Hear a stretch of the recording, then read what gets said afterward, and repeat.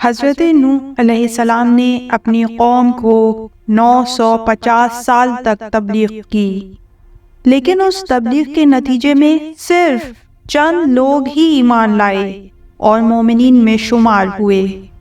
باقی پوری قوم قہر الہی کی لپیٹ میں آ کر غرق ہو گئی۔ لیکن سوال یہ ہے، اللہ جو رحمان اور رحیم ہے، اس نے انہیں عذاب کیوں دیا؟ اس سلسلے میں حضرت نوح علیہ السلام نے کن مصائب اور آزمائشوں کا سامنا کیا؟ آئیے جانتے ہیں آج کی ویڈیو میں۔ ویڈیو بہت ہی ایمان افروز ہونے والی ہے، اس لیے آخر تک ضرور دیکھیں۔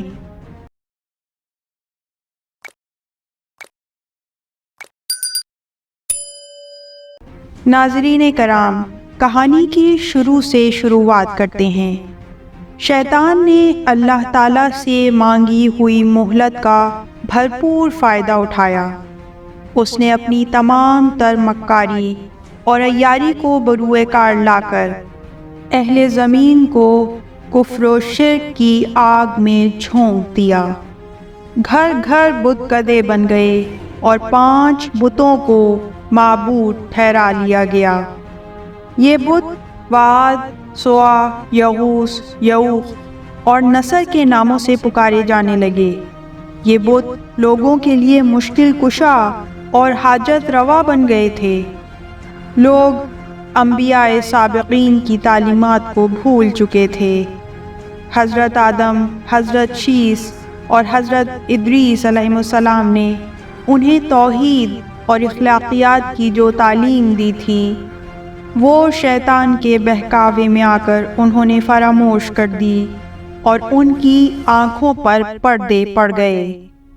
حضرت ادریس علیہ السلام نے تو ان کے کفر و شرک کی روک تھام کے لیے جہاد بھی کیا تھا، لیکن ان کی وفات کے بعد لوگ پھر گمراہی کی راہ پر چل پڑے۔ اولاد آدم کی نافرمانیوں اور شیطان کی مکاری نے کرۂ ارض کو کفر و شرک، برائی اور بے حیائی کی غلاظتوں سے بھر دیا تھا۔ ہر طرف شرک و بدعت کا بازار گرم تھا۔ لوگ بے حیائی اور فحاشی میں مبتلا ہو چکے تھے۔ ظلم و ستم اور ناانصافی کا دور دورہ تھا۔ آسمانوں میں فرشتے اہل زمین کی مخدوش حالت اور شیطان کی کامیابی پر حیران و پریشان تھے۔ وہ بار بار اللہ رب العزت کی جانب دیکھتے اور اللہ تعالیٰ سے ان کی تباہی و بربادی کا حکم نازل کرنے کی دعا کرتے۔ سامعین محترم، اللہ تعالیٰ کا دستور ہے کہ جب اس کی نافرمانیاں اپنی انتہا کو پہنچ جاتی ہیں تو وہ نبی مبعوث فرماتا ہے۔ چنانچہ اس بار بھی ایسا ہی ہوا۔ اللہ تعالیٰ نے اس قوم ہی میں سے ایک نیک شخص نوح کو نبوت کے جلیل القدر منصب پر فائز فرمایا۔ حضرت نوح علیہ السلام کو 40 برس کی عمر میں نبوت عطا فرمائی گئی۔ اس وقت کرۂ ارض کفر و شرک کی آگ میں جل رہا تھا۔ لوگ بے حیائی اور فحاشی میں مبتلا ہو چکے تھے۔ ظلم و ستم عام تھا۔ حضرت نوح علیہ السلام نے اپنی قوم کو اللہ کی وحدانیت کی طرف دعوت دینے سے اپنی تبلیغ کا آغاز کیا۔ وہ مسلسل 950 برس تک اپنی قوم کو نصیحت و تبلیغ کرتے رہے، لیکن قوم نے ان کی باتوں کو نہ مانا اور ان کی مخالفت شروع کر دی اور انہیں طرح طرح کی اذیتیں دینا شروع کر دیں۔ وہ انہیں ڈراتے، دھمکاتے اور تبلیغ سے باز رکھنے کے لیے اتنا مارتے کہ وہ بے ہوش ہو جاتے۔ کبھی ان کے گلے میں رسی ڈال کر بازاروں میں گھسیٹتے پھرتے، کبھی ان پر پتھر اور گندگی پھینکتے، کبھی ان کے گھر کو آگ لگا دیتے۔ نوح علیہ السلام نے اپنی قوم کی اذیتوں اور مخالفتوں کے باوجود صبر و تحمل سے کام لیتے ہوئے ان کے لیے دعائے خیر کرتے رہے اور انہیں اللہ تعالیٰ کی ناراضگی سے ڈراتے رہے۔ ناظرین، حضرت نوح علیہ السلام کی تبلیغی جد و جہد تاریخ انسانی کی ایک طویل ترین اور مشکل ترین جد و جہد تھی۔ نوح علیہ السلام کی اپنی قوم کو ہدایت دینے کے لیے دن رات کی محنت، 950 سال کی جد و جہد اور اپنی قوم کو عذاب الہی سے ڈرانے کی کوشش اور دوزخ کی سختیوں کا ذکر اور جنت کی نعمتوں کی بشارت سب بیکار گئی اور ان کی قوم نے ان کی باتوں کو نہ مانا، بلکہ وہ تو حضرت نوح کا تمسخر اڑاتے، انہیں طعنے دیتے اور انہیں پاگل کہتے۔ حضرت نوح دن میں اپنی قوم کو واعظ و نصیحت کرتے اور رات میں تنہائیوں میں آنسو بہا کر اپنے رب سے قوم کے لیے دعائیں کرتے۔ وہ اپنی قوم کی ہدایت کے لیے اتنے بےتاب تھے کہ انہوں نے اپنی جان تک خطرے میں ڈال دی۔ ایک بار اس بدبخت قوم نے نعوذ باللہ انہیں قتل کرنے کی بھی کوشش کی۔ اتنی طویل جد و جہد کا نتیجہ یہ نکلا کہ صرف 7 لوگ ایمان لائے۔ باقی قوم نے ان کی باتوں کو نہ مانا اور کفر و ضلالت میں ڈوبی رہی۔ آخر کار حضرت نوح علیہ السلام قوم سے مایوس ہو کر اپنے رب کے سامنے اپنی مجبوریاں پیش کرنے پر مجبور ہو گئے۔ انہوں نے اپنے رب سے عرض کیا کہ اے میرے پروردگار، میں نے اپنی قوم کو ہدایت کی راہ پر لانے کی پوری کوشش کی، لیکن انہوں نے میری بات نہیں مانی۔ اب میں ان سے مایوس ہو چکا ہوں۔ اب آپ ان کے ساتھ جو چاہیں وہ کریں۔ اور صرف یہی نہیں، جب 7 لوگ ایمان لائے تو گلیوں میں ایک سنسنی خیز ہلچل مچ گئی تھی۔ لوگوں کے چہروں پر حیرت اور خوف کے ملے جلے تاثرات تھے۔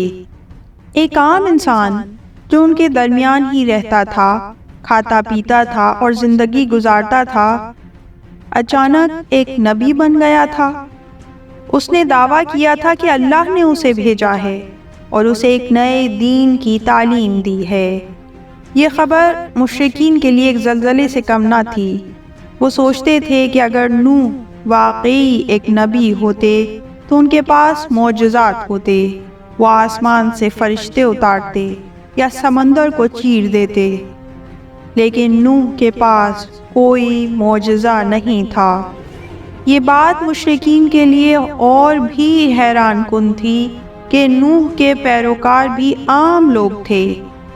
ان میں کوئی امیر یا بااثر شخص نہیں تھا، زیادہ تر غریب اور کم حیثیت کے لوگ تھے۔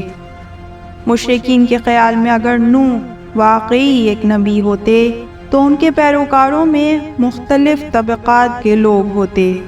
مشرکین نے حضرت نوح کو للکارا، اے نوح، اگر تم واقعی ایک نبی ہو تو ہمیں کوئی معجزہ دکھاؤ، ہمیں کوئی ایسی چیز دکھاؤ جو ہم نے پہلے کبھی نہ دیکھی ہو۔ حضرت نوح علیہ السلام نے سکون سے جواب دیا، میں تمہیں کوئی معجزہ نہیں دکھا سکتا، میں صرف اللہ کا پیغام پہنچانے والا ہوں۔ اگر تم ایمان لانا چاہتے ہو تو اللہ کی بات سنو اور اس کی اطاعت کرو۔ مشرکین کا غصہ اور بھی بڑھ گیا۔ انہوں نے کہا، ہم تمہاری بات نہیں مانیں گے، تم ایک جھوٹے ہو۔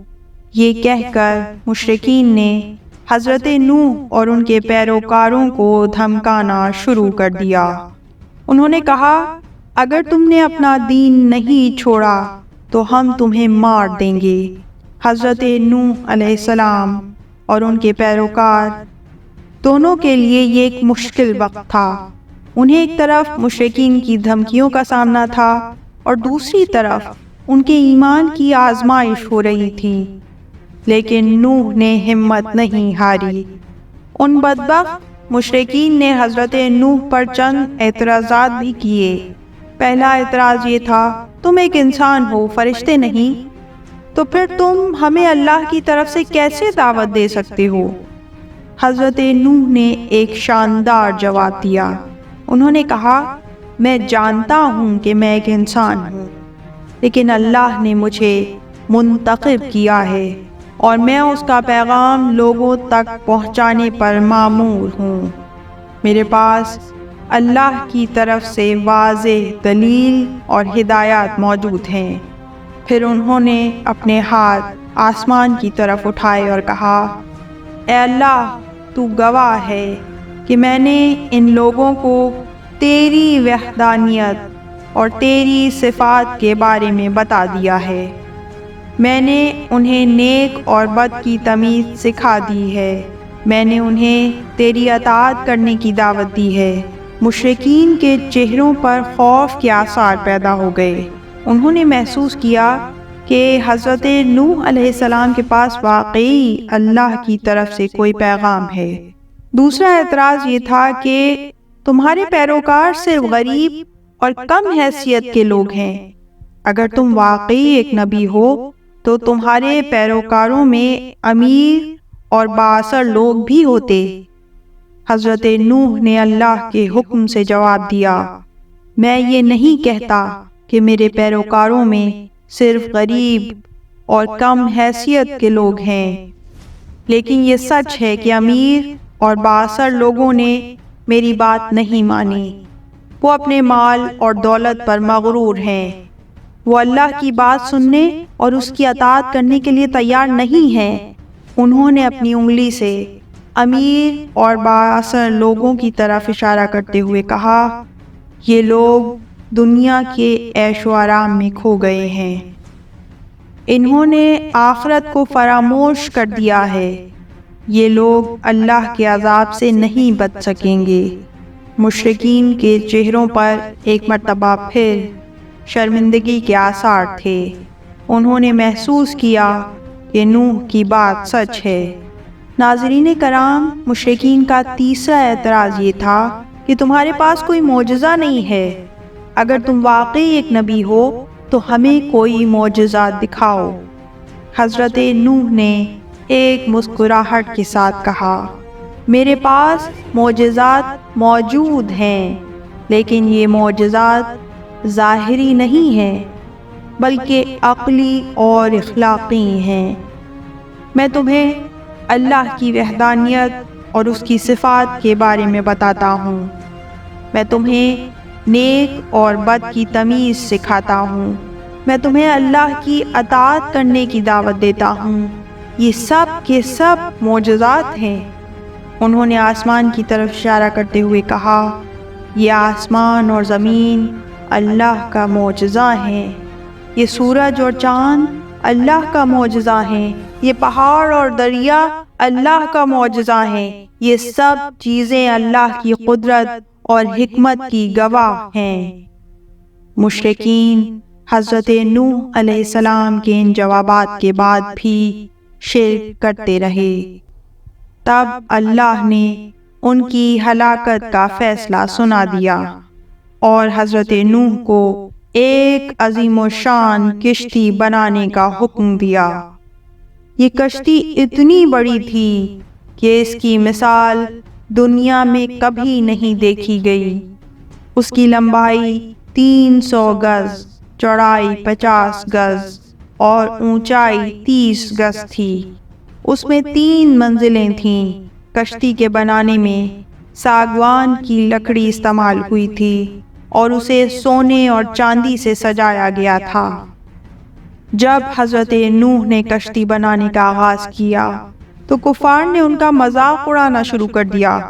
وہ کہتے تھے کہ یہ لوگ پاگل ہو گئے ہیں، اتنی بڑی کشتی کی کیا ضرورت ہے؟ کیا یہ سمندر میں تیرنا چاہتے ہیں؟ سمندر تو دور، یہاں تو کوئی دریا بھی نہیں ہے۔ اور پھر خوب ہنستے تھے اور پھر کہتے کہ یہ لوگ ایک بیکار کشتی بنا رہے ہیں جو کبھی کام نہیں آئے گی۔ انہوں نے حضرت نوح علیہ السلام کو چیلنج کیا کہ اگر وہ واقعی اللہ کے رسول ہیں تو وہ ایک دریا بھی بنا کر دکھائیں جس میں وہ یہ کشتی چلائیں۔ نوح علیہ السلام نے کفار کی باتوں کی پرواہ نہیں کی اور اللہ کے حکم کے مطابق کشتی بنانے میں مصروف رہے۔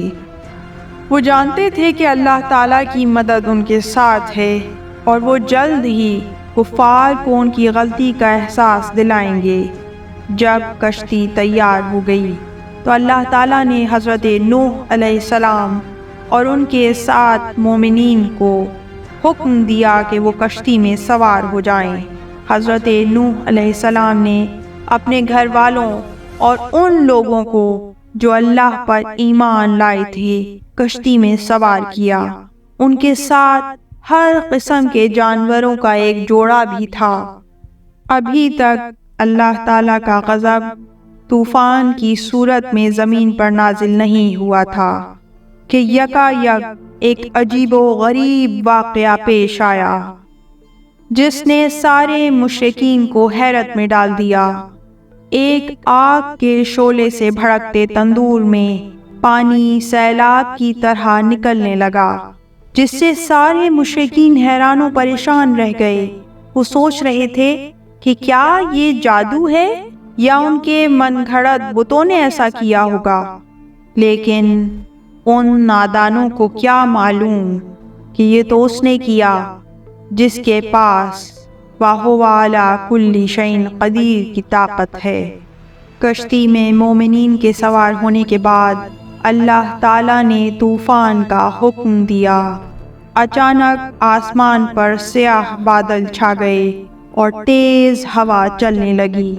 بارش کا ایک ایسا سیلاب آیا کہ اس نے زمین کو ڈبو دیا۔ پہاڑوں سے پانی کے چشمے پھوٹ پڑے اور زمین تمام کی تمام پانی سے بھر گئی۔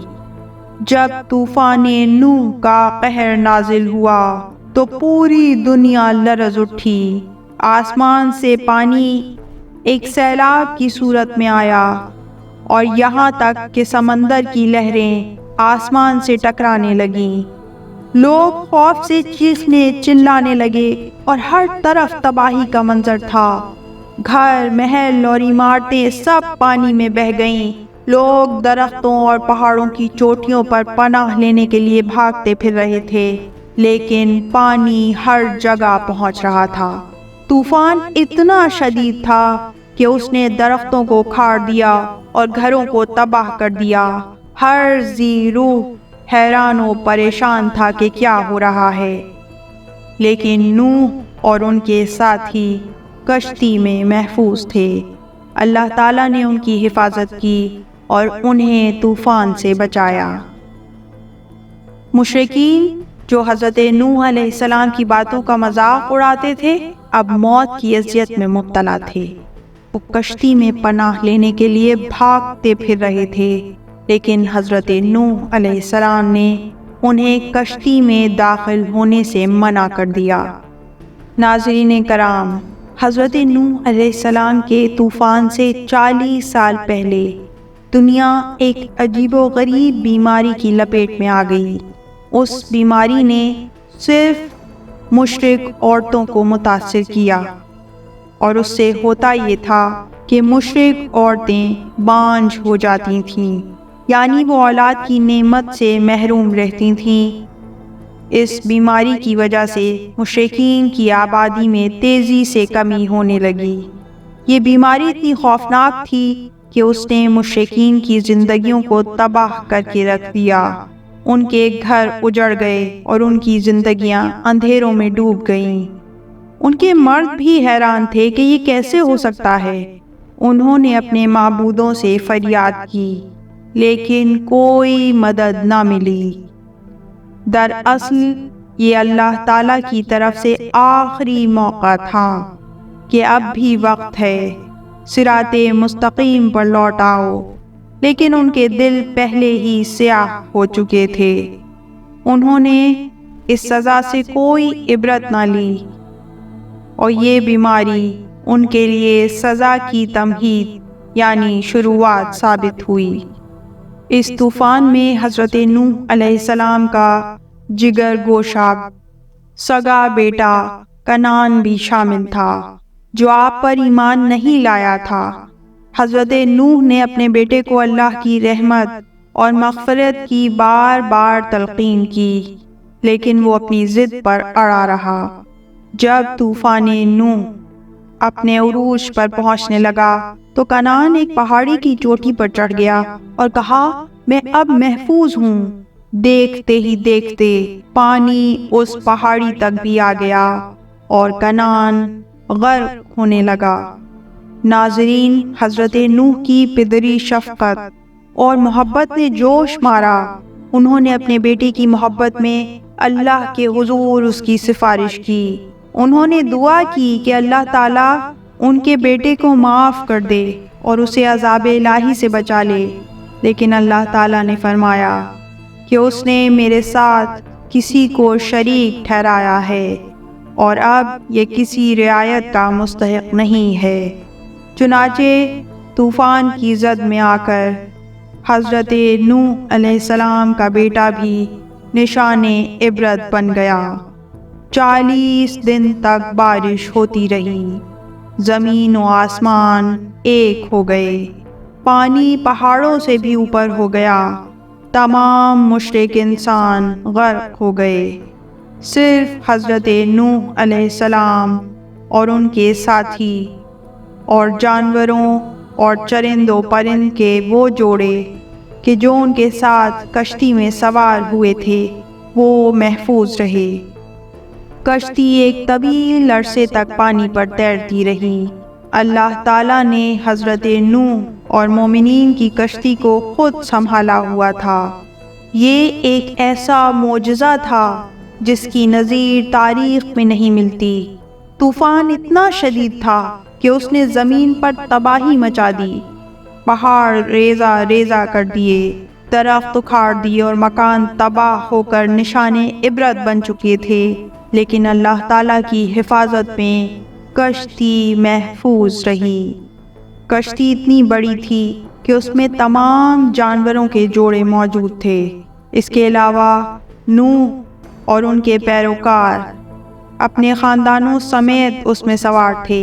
کشتی اتنی بھاری تھی کہ اسے چلانا ناممکن تھا، لیکن اللہ تعالیٰ نے اپنی قدرت سے کشتی کو چلایا اور اسے طوفان سے محفوظ رکھا۔ اس طوفان کے دوران اللہ نے انہیں سرزمین مکہ اور خانہ کعبہ کے ارد گرد کی زیارت کروائی، جس سے مومنین کے ایمان کو مزید تقویت ملی، جس کے بعد یہ کشتی کوہ جودی پہاڑ کے نزدیک اللہ کے حکم سے رک گئی، جو آج عراق میں موجود ہے۔ آخر کار 40 دن اور 40 راتوں کے بعد طوفان تھم گیا، پانی کم ہونا شروع ہو گیا۔ جب زمین خشک ہوئی تو حضرت نوح علیہ السلام اور ان کے ساتھی کشتی سے باہر نکلے۔